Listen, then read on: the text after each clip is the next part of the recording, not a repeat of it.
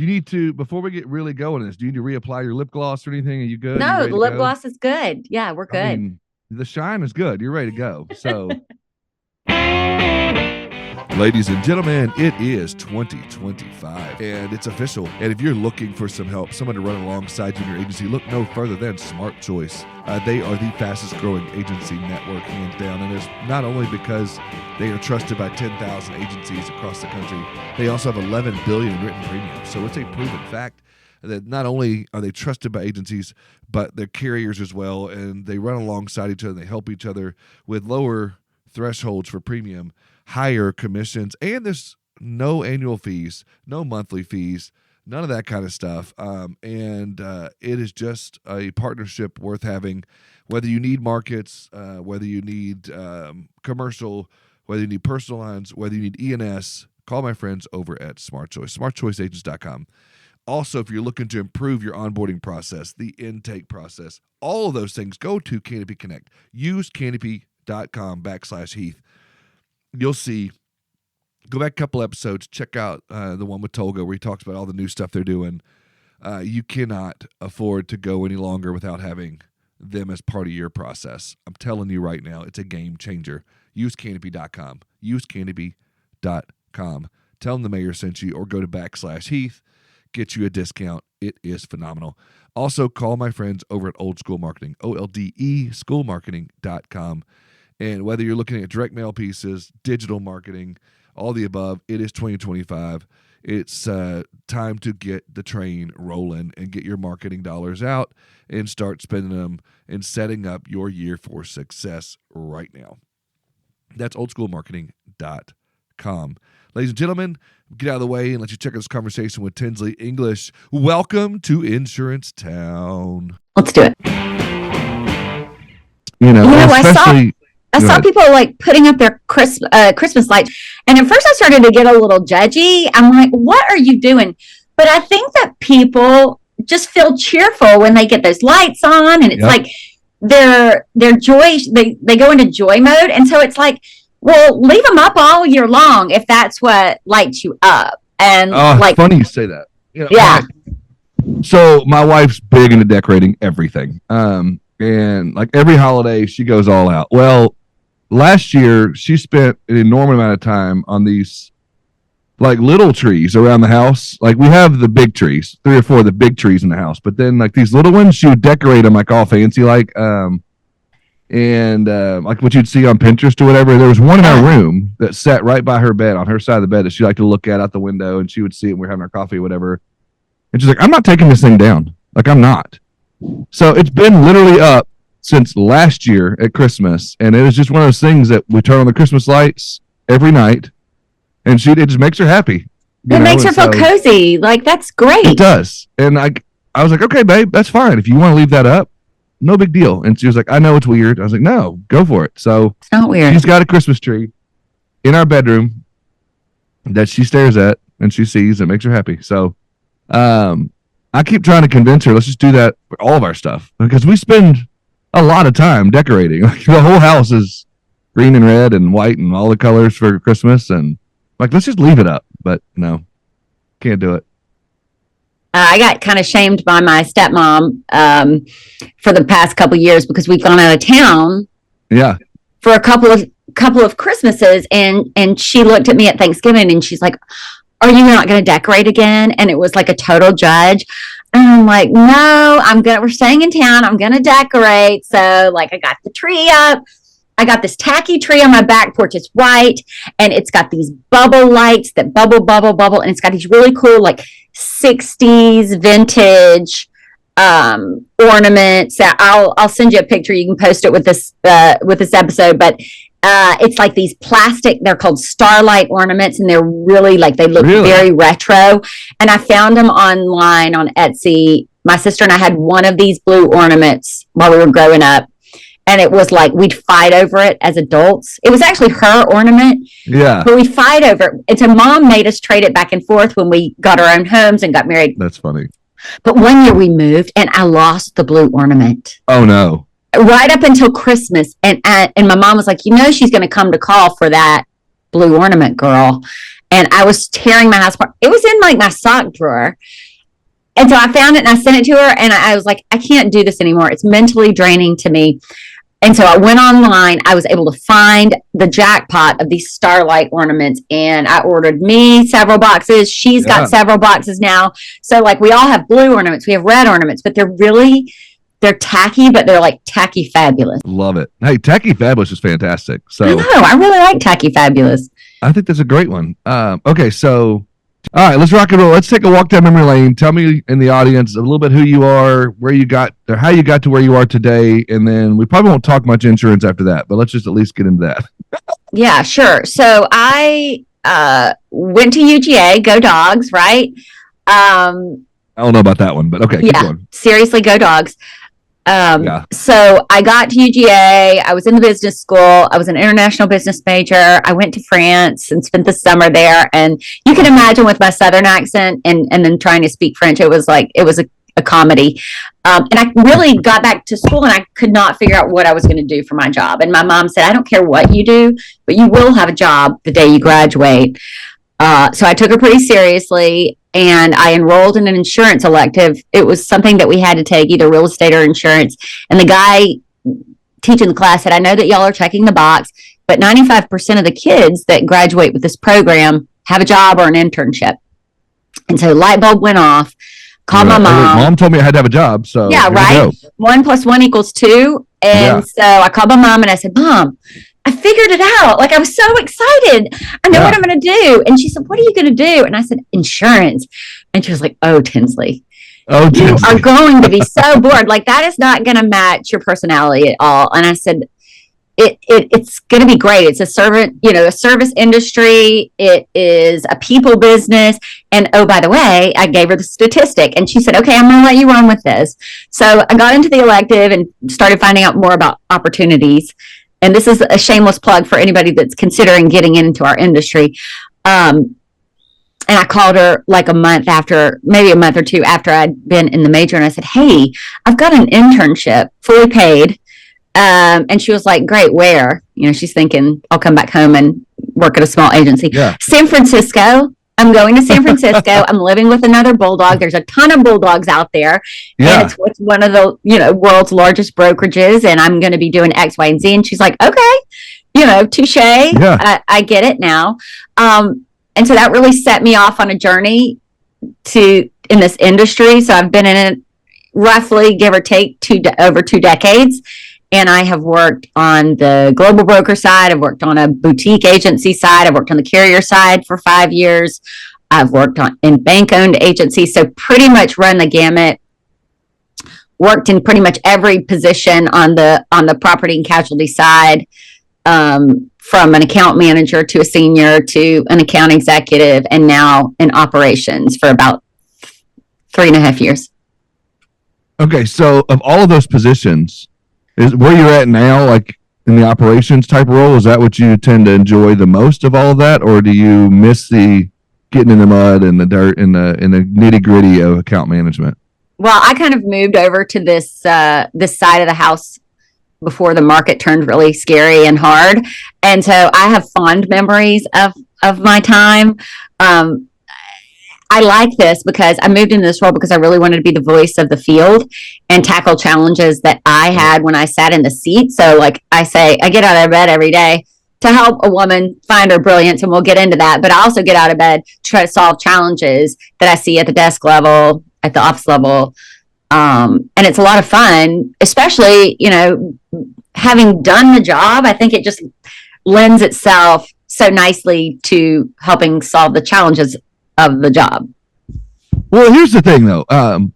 So yeah, you mentioned, and it's the truth, we are in what I would call the longest hard market cycle that at least I've ever seen, and I've done my studies, I've done my homework going back to the 80s. There's a true hard market back to, the, turn of the millennium, like the 99, 2000, you get into, the different phases of the hard market. But I would say there's just as many challenges in a soft market as there are in a hard market. And right now you've got account managers getting yelled at and people getting stomped around and yelled at because why are my rates so high? You did this to me, whatever it might be. And so they're dealing with those challenges. But in a soft market, it's like they'll leave you for $1, you know. Oh, yeah. People will leave you for a quarter for that matter. And it's like, you know, you get those kind of challenges, and then you got, you know, the account managers dealing with the stress of, oh crap, I just lost 3 accounts because the guy down the road is what. So, in the roles that you've managed and you've watched these people, like you're dealing with. We're going to focus on women. I know there's men that are in account management roles, but because of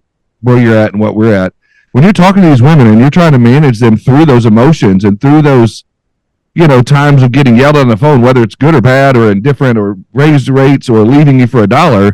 What can you tell them? What do you talk to them about? How do you help them navigate through some of that? Well, one key is having a really good relationship with your client. The producer is going to have their own separate relationship, but you should have your own relationship with your clients, and that means taking a little bit of extra time on the front end, like know who they're, you know if they have kids, if they're willing to share that kind of stuff, if they have a dog, what their hobbies are, getting to know them and solidifying that relationship. So that when you do have to deliver, you know, challenging news, you can pick up the phone and say, hey, John, hey, Sally, you know, we kind of expected this was coming because I've given you some breadcrumbs of what we're learning. Can we talk through this? And so it's really solidifying that client relationship. And some clients just don't need that personal relationship. But I found personally that having a good, strong relationship with the client does help soften some of that news that you've got to deliver.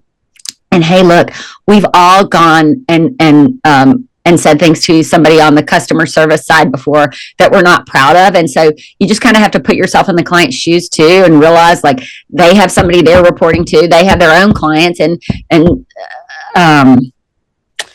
just treat them like a human, and like golden rule, treat others like you want to be treated, and try to put themselves, you know, yourselves in their headspace and understand what their challenges are. So, and then don't, like, of course, it's hard not to take things personally, but try not to take it so personally. They're not saying they don't like you, but they don't necessarily like the message that you have to deliver to them.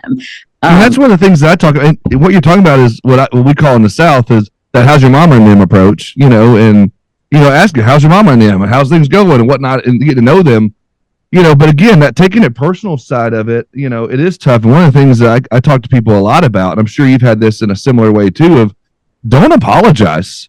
Like so many times when an account manager, that lady on the other end, you know, she'll be like, oh, I'm so sorry. You're like, what did you do? You didn't cause those rates to go up. Right. You didn't do that.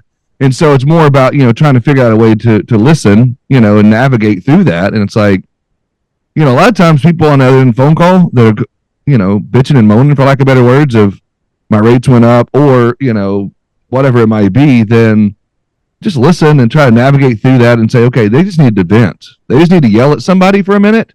Mm-hmm. And it sucks to have to be that person on the other end, but that could also be a ministry and a blessing on the other end of that itself, just to be like, hey, I'm here, I'm listening, I'm here for you, whatever it might be. And then, like you said, if you built that relationship, you'll be able to navigate that in the right way.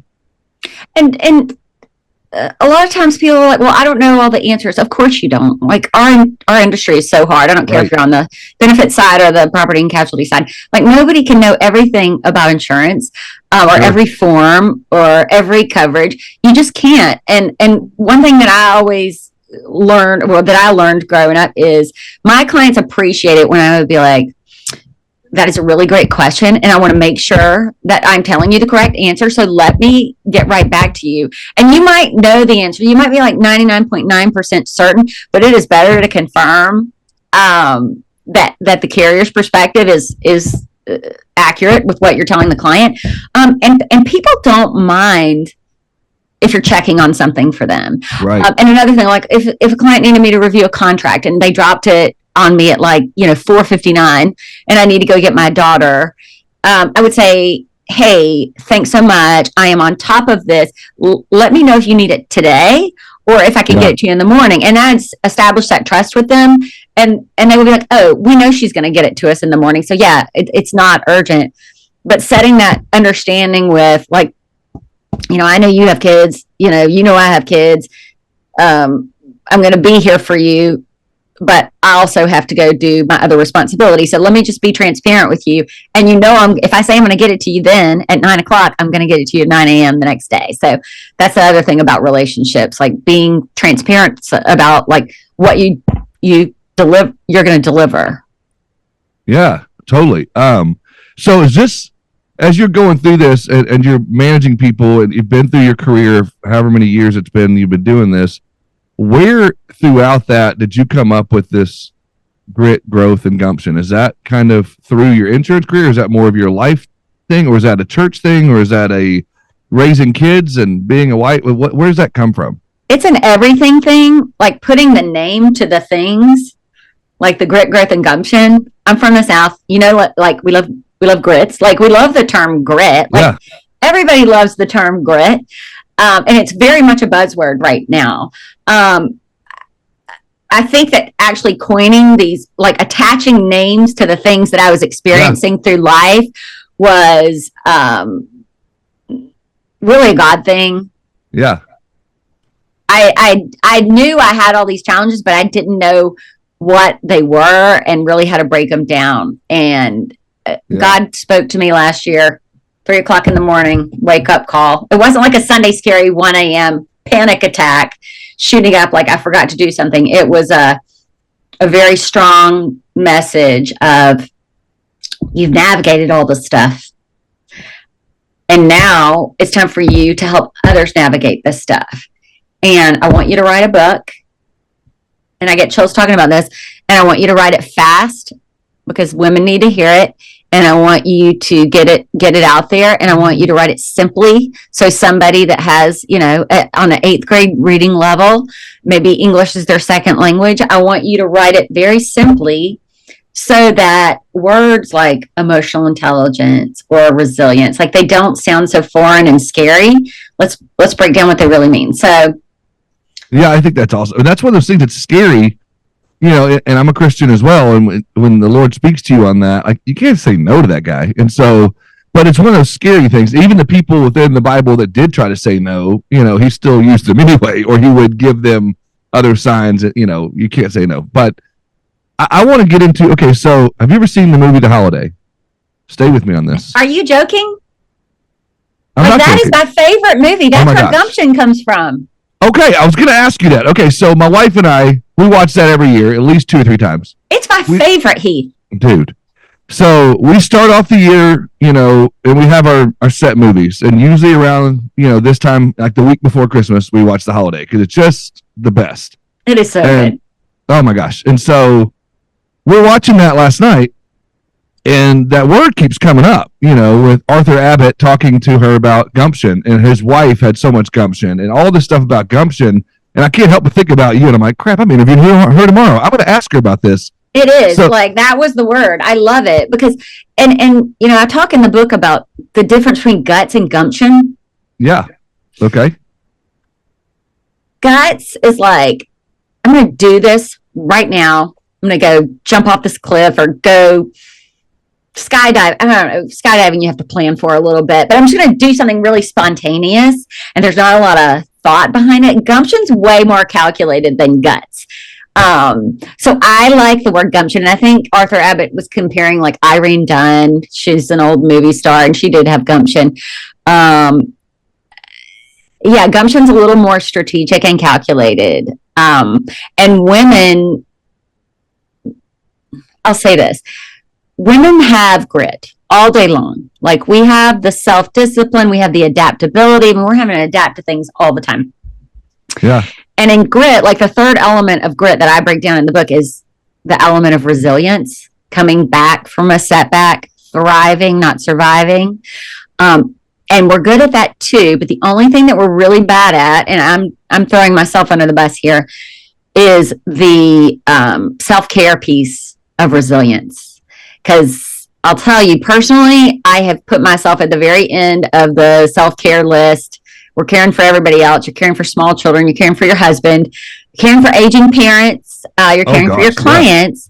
Yeah. And it wasn't until I ended up in the hospital because I was neglecting some menopause symptoms, and I really did almost die.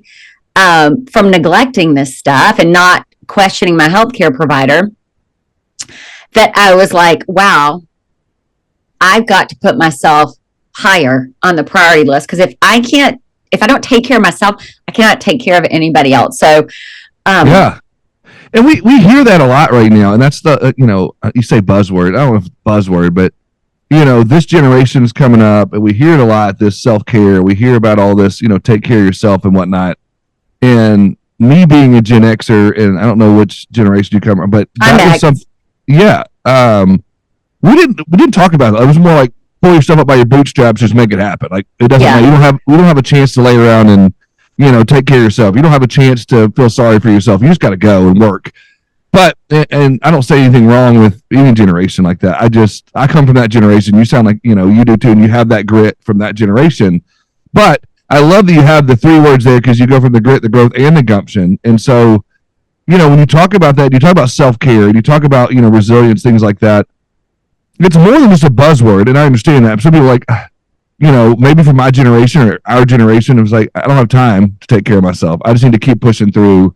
But you're 100% correct. Yeah. And it's okay to say that until you end up on your kitchen floor because you passed out. Like, that's scary. That's scary when your husband and your daughter are looking at you. Like, yes. Oh gosh, if she falls apart, like this whole thing's going to fall apart.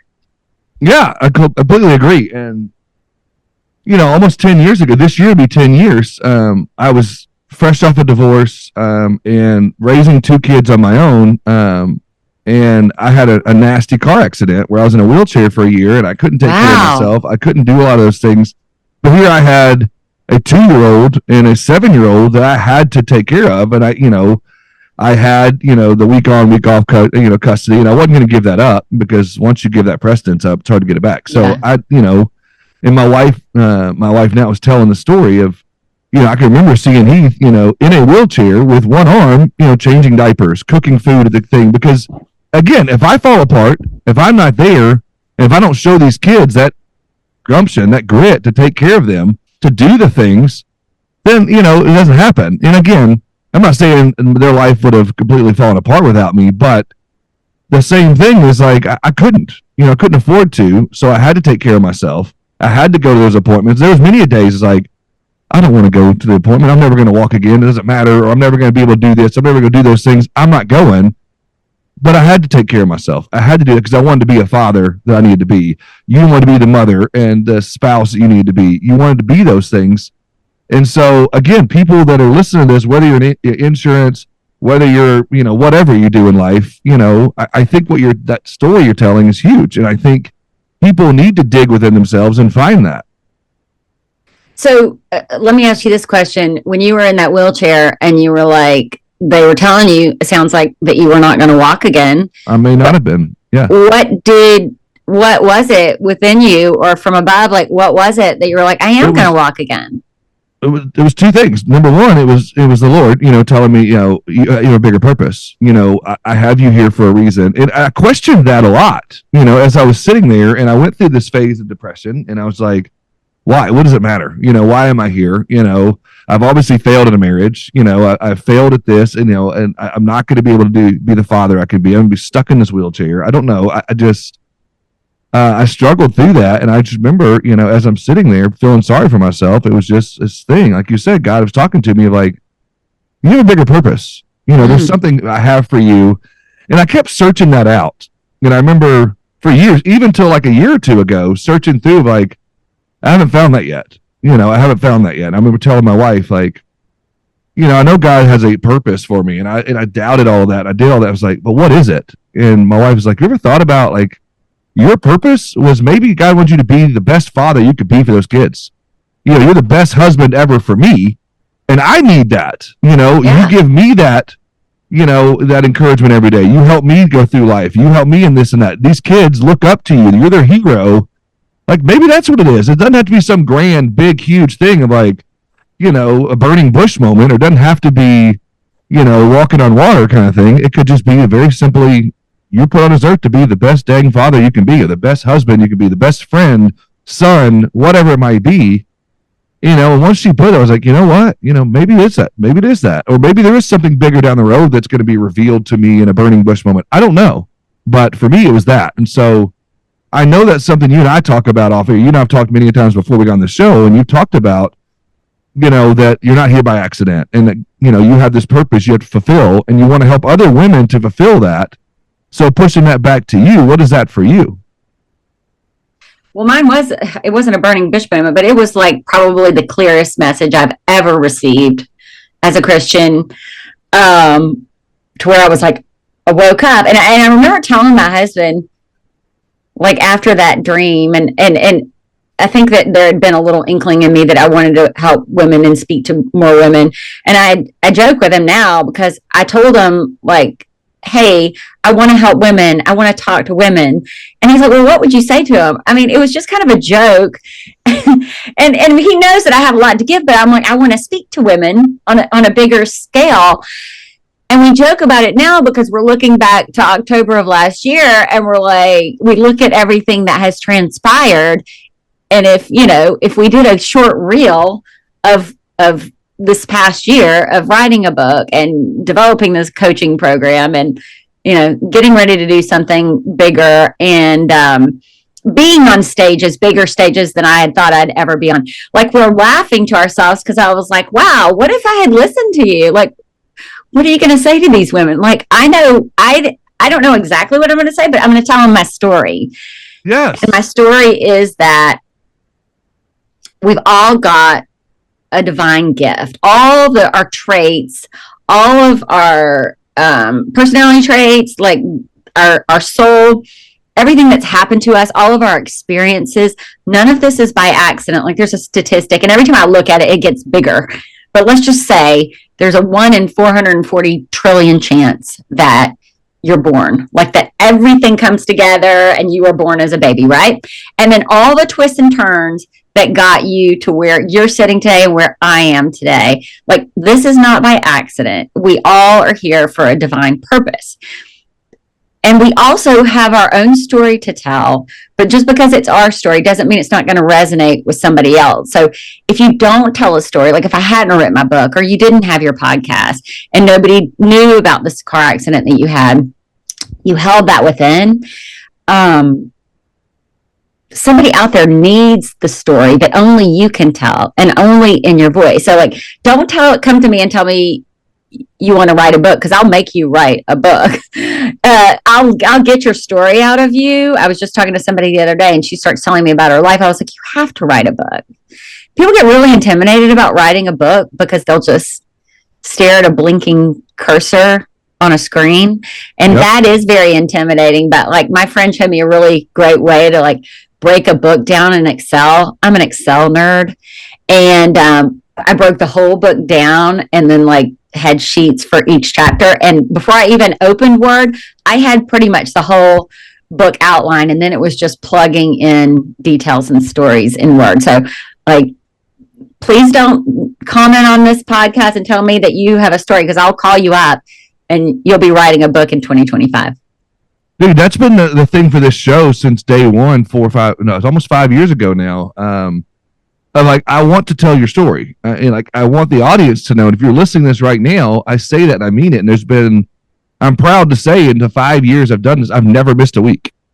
I've never taken a week off. I may have re-aired a couple of episodes, but it's only been maybe one a year. And usually I'm bringing it out because I want to tell people's story, because, everyone, like you said, everyone's unique. Everyone has their own story. Nobody looks the same. Nobody's fingerprint or thumbprint's the same. Like, it's the craziest thing. And people are like, oh, I don't have anything to tell, or my story's just like everybody else's, or I look like everybody else, or I'm this or that. No, like, completely not the case. And so I love that you're willing to tell that story, and I love that you're willing to do that. And, the book looks phenomenal. I'm looking at it right now on the screen over here. And I posted, it's funny you say that. I didn't know we were going to get into this, but I posted this morning on LinkedIn, which I'm sure you'll like and comment later because you're good about that with me. But it says, why not now? Right. And I had this moment this morning as I was doing my devotional, like, why wait? Like, I've been listening to people, and I've been talking to people on podcasts or webinars and different interviews I've done and talking to people. It's like, I can't wait for the turn of the calendar because I'm going to start this. I can't wait for this because I'm going to do this. And I'm like, January 1 is just an arbitrary, it's just a date on a calendar. Why not now? Why wait? And I remember my whole life I've been a procrastinator, but I can look back at the times when I didn't, and I'm like, holy crap, how much I did. And I remember last year around November, saying to myself, I can't wait till January 1, I'm going to start losing weight. I'm going to go on this big diet. And I remember posting back then, I think, I'm not going to wait. I'm going to go ahead and start now. And I asked people to keep me accountable on Facebook. And I started this journey last year. And to date, and I'm not bragging, but 60 pounds later, I've done that because I didn't wait. I could have said, I'm going to continue to be, I won't say the weight because other people might get offended by it, but I'm going to continue to be this X amount of weight forever because I'm just going to wait till tomorrow. And there was those days, we've all been there, that I just wake up like, I don't want to do it. Like, I want that cheeseburger today, or I want that double cheeseburger today, or whatever, or I want to put this off because I don't feel good today. Whatever that thing might be. You could have said, I hear you, God. I'll write that book next week, or I'll write it next month, or I'll write it next year, or I'll write it in 2 years. Like, I'm sure God didn't give you a timeline of like, it has to be done by this date. Oh, yeah, he did. It was like 60 days. He did. Oh, it was 60 days? Clear. I did. Wow. And I have, a full-time job. So it was nights and weekends. Amazing. I always say, like, I wrote this book because of coffee and Jesus. Like, I needed both of those things to get me through. But my husband was like, I don't even remember seeing you for, December, January. Like, I was up in dark 30, and then I was writing all day Saturday, all day Sunday, at night till 10:30. But the cool thing was, it just started pouring out of me. But again, you could have told him, you could have said, I'm going to do it next week. I'm going to do it next month. I'm going to do it next year. And I'm sure you could think of times in your life when you have done that. I know people listening to this say, oh, I'll do it next week. But I'm like, why? Why not now? And so, obviously God told us you couldn't say no to him. But what was that for you? Like, was that like a ticking clock? I know you said this came to you, but was there anything like a pressure to you in that? Or you just knew, like, I am fulfilling this purpose God gave me, so I'm going to continue to go and just let the words flow. What was that? Well, it was so clear. Yeah. Like, the message was so clear that it was undeniable, and I had not heard a message like that in my adult life. And so I knew that I needed to obey it. And I knew that I didn't need to be scared. Like, I don't think he puts those things in your heart to set you up to fail. That's not the kind of God we serve.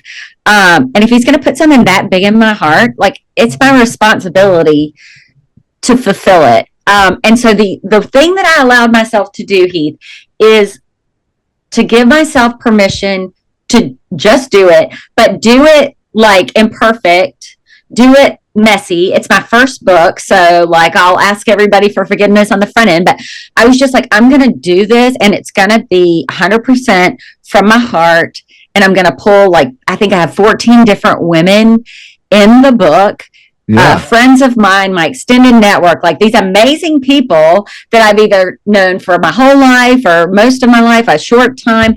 And they added, the color to the book, the variation from just, my insurance career, or, just like so many amazing stories and different aspects. So I was so blessed that, like, these women that are all at the top of their game took time to give me, a chapter, or like a couple of paragraphs to share their story to support the message. So it's been probably the craziest, most emotional year of my life, with so many firsts, but like, I wouldn't trade it.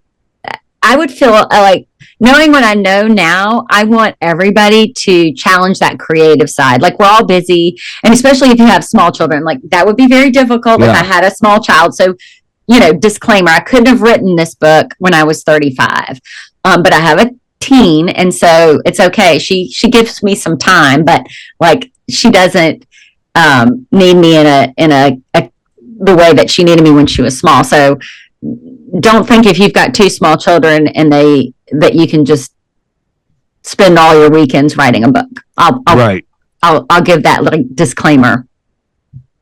So, okay. So I'm over here looking as you're talking through some of this, and actually, I just saw, completely frank, as I'm looking over here, I'm seeing an article written in Insurance Journal about you from several years back about, creativity and women in insurance in Atlanta, which sounds like 2022 was a little bit before this aha God moment.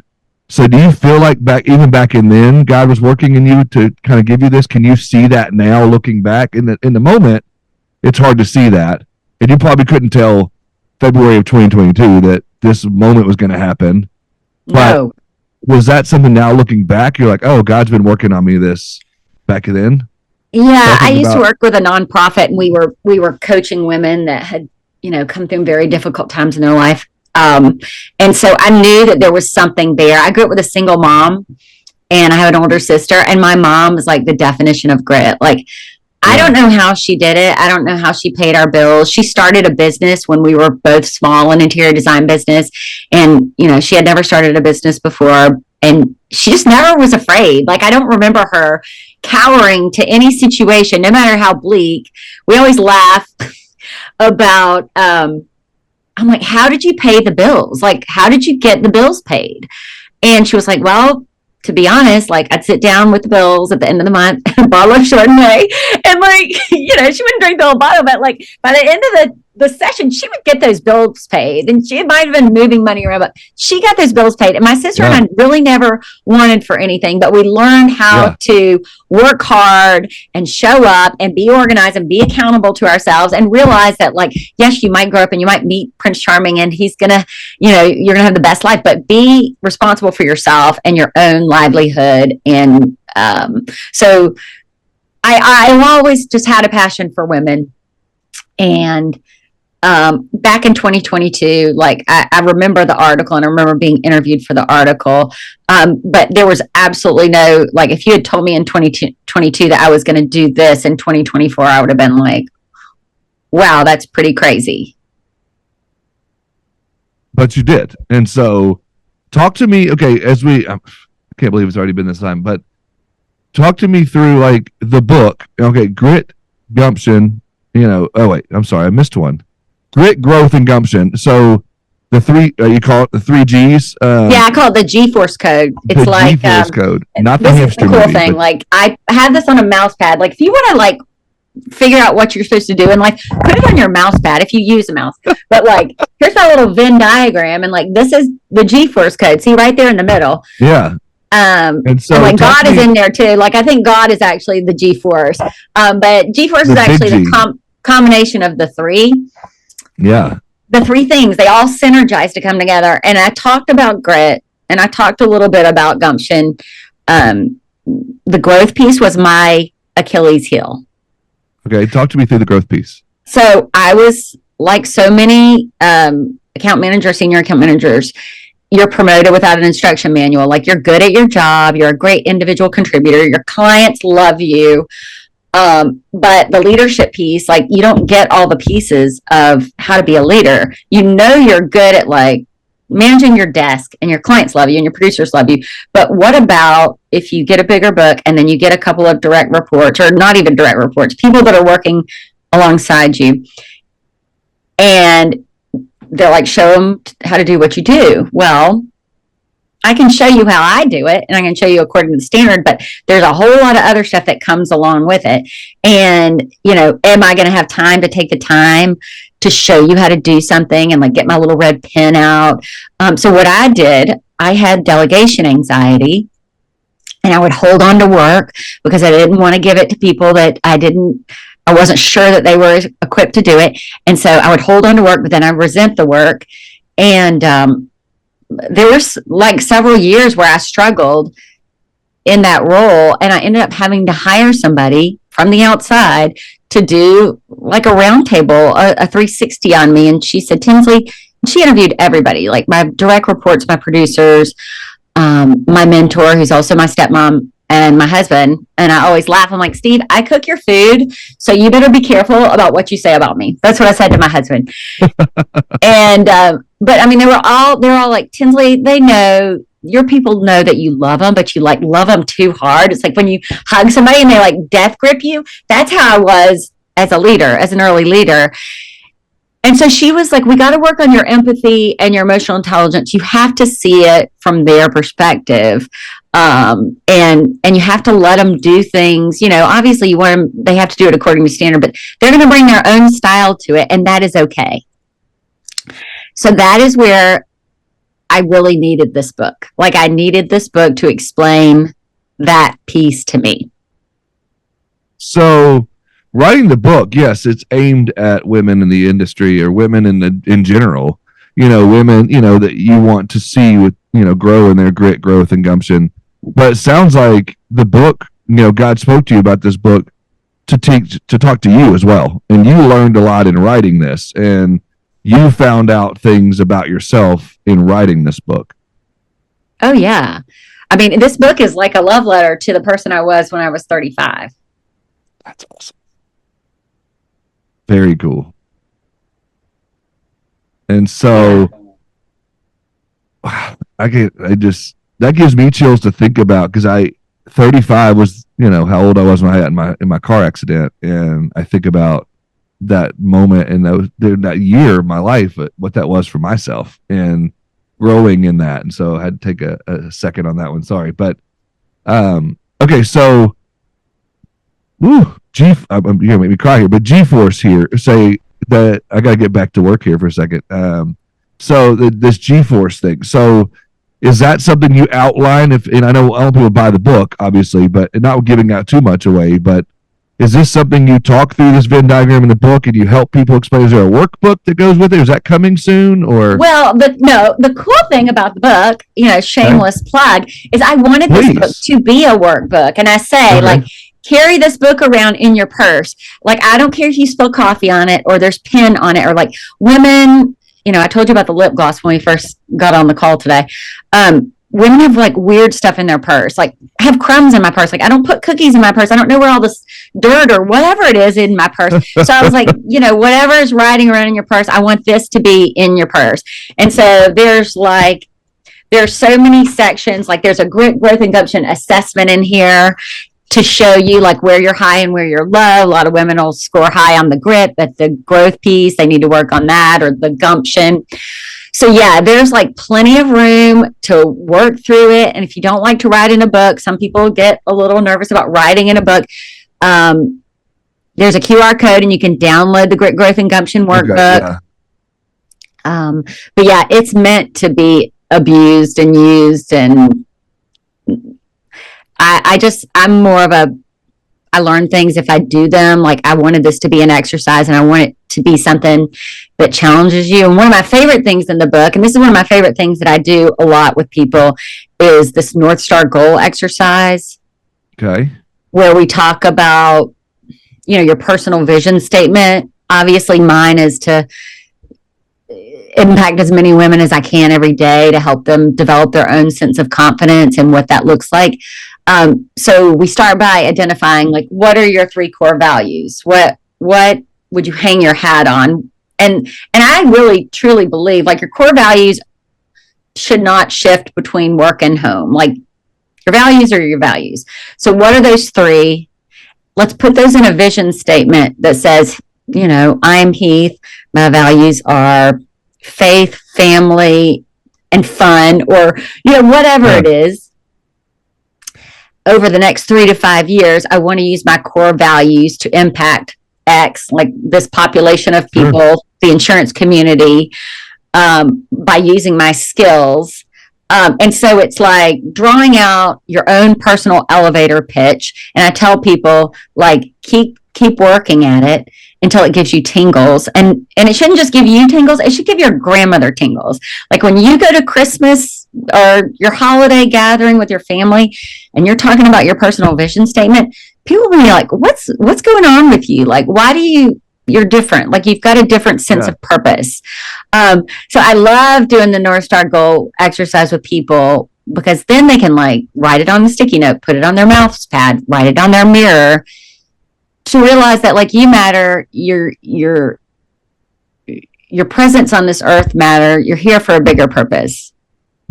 And okay, so throughout the we've heard you talk about, God laid this on your heart. You've done the thing, you've written the book, and now you're starting to get on stages, you're starting to get the word out, you're on podcasts like this.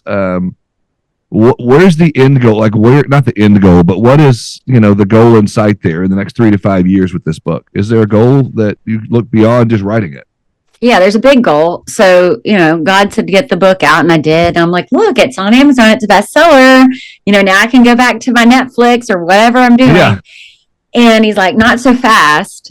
You've got to get this message to 1 million women. And it wasn't, you've got to sell 1 million books. It was, you've got to share what you've learned throughout life with 1 million women by 2026, or within 2026, right? So yeah, podcasts like this help. Launching my own podcast help. So that'll be coming out this month, which is super exciting. And that is sharing a lot of what I've shared with you, a lot of what I've shared on these podcasts, but it's also bringing in the women that were in the book. We've got some really amazing trailblazing women in our industry that are, just doing like groundbreaking things. And I want to talk to them, and I want to share their stories of not only what they're doing professionally, but I want to hear about their journey as women, whether it's being a mother, being a single woman, any challenges that they have. And then I also want to host men like yourself. I have a lot of men in my network that are sponsors and advocates for women. So I want to hear their stories and like how we can help them understand as women, like what our challenges are in the workplace or, right. Just in life. So it really is a community of people that are sharing their own stories of grit, growth, and gumption. Love that. And I love the aspect of bringing males into it as well, because as a male with an incredible wife that's a CEO of her own, business she works in, and raising 2 daughters right behind that, are obviously being influenced by myself and my wife, but seeing her in that and me wanting to raise them up, it's a huge passion of mine. And, I look back throughout my career, and I've always, I shouldn't say always, but most of my jobs have had female bosses, or I've had female leaders ahead of me, even, to this day. And so I'm super proud of that fact, and I'm very supportive of that. And so that being said, if I were to ask you to give a message, in the next 30 seconds or so to the audience about whatever it might be, would it be a different message in a mixed crowd versus just to women? Or is the message the same throughout? No, I mean, I think the message is the same. Like, I have a husband of 20 years. He's in this industry as well. He's in operations as well. Our dinner time conversation is just stimulating, right? My wife's in insurance too. So right. And so, of course, he read the book, he read the manuscript, and he's like, Tinsley, I know you wrote this for women, but this book, really resonates with men as well. We're dealing with similar challenges, and the G-Force code, which is that combination of all three, it can apply to anybody's life. It's a navigation tool, and then your North Star is your guiding light. So, you're going towards that light, but it's not going to always be smooth sailing. You need a tool, a compass, to help you get there. So I think the book and the podcast, I think it'll land with men and women alike. The one thing I like to say about men, especially, in our industry, in any industry, we need men to be our sponsors. You hear a lot of women saying, I need a mentor, I need a mentor, I need a mentor. And you do. My friend Alexis always says you need a personal board of directors. And so you've got different types of mentors on your personal board of director. And you have maybe your board of directors, changes over the years, and people switch, and they, you switch them out on what you need at the time in your life. But men can be great sponsors for women. So that is saying, if it's your daughter, think about her first job or her third job, and she's been in it 5 years. She's got a male that is in her network, or maybe it's her boss, or maybe it's, her boss's boss. but he's in a boardroom, or he's on the golf course, or he's having a lunch meeting or a prayer breakfast, whatever. And he's like, his daughter, what's your daughter's name? Emma and Sydney. Sydney. Sydney just came up with this like innovative idea, or she presented the other day, and I was just completely blown away. Like, have you heard her? Have you met her? If not, I would really like for you to meet her, because she could be a perfect fit for this new position we're creating. Those are game-changing conversations. Those are the types of things where, men and women can be sponsors. Sure. I just think sponsorship is a little bit underrated. I completely agree.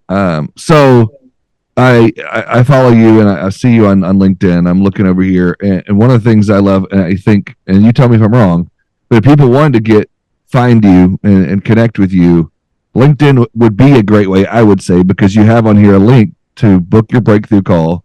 You have links to your book. You have links to yourself, and you also have stuff for insurance on here as well. But is there a better way, or is that the best way for people to find you and get in touch with you, or you want them to go somewhere else, or is there email address, phone number, text, or however you want them to get a hold of you? Or no, they can definitely go to my LinkedIn. I think that's such a great platform, not only to share thought leadership on a variety of topics and industry information, but just the fact that the connection, like you and I have never met, we would have never met via Zoom had there not been LinkedIn. So plug for LinkedIn. I met so many cool people, and come on my page, comment on my stuff, like tell me a little bit more about you, send me a message. And then when this podcast drops, I want you to listen. Who's amazing, but also very goofy too. What's that? I said, when you go to her LinkedIn, get ready to meet someone amazing and inspirational, but also pretty goofy as well. We can't take ourselves too seriously in this life. And I really don't. I want people to see all sides of me. And I am kind of a goofball. I absolutely love it. And that's why, I feel like I connect with you and resonate with you a lot, because I'm the same way. But I didn't mean to interrupt you, but I wanted people to know they're going to have a lot of fun on your page, and they're going to be inspired. So go check that out at LinkedIn. And it's Tinsley English. And then is the website gritgrowthgumption.com.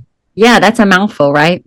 But it's fantastic. Okay, so anything else, like any other way they can contact you, anything else you want to leave them with before we get out of here? Yeah, I mean, when you book a call with me, we're probably going to talk about, this is for women, but we're going to talk about what's going on in your life and what you need to just do it. Like, do I need to give you permission? Do you need to give yourself permission? Women a lot of us have things that we want to do, and we're like hiding behind this fear or worried about what people think about us. So, a lot of times when people get on the phone with me, I'm like, I'm going to push you to do something that might be uncomfortable for you, but it might be a game changer for you as well.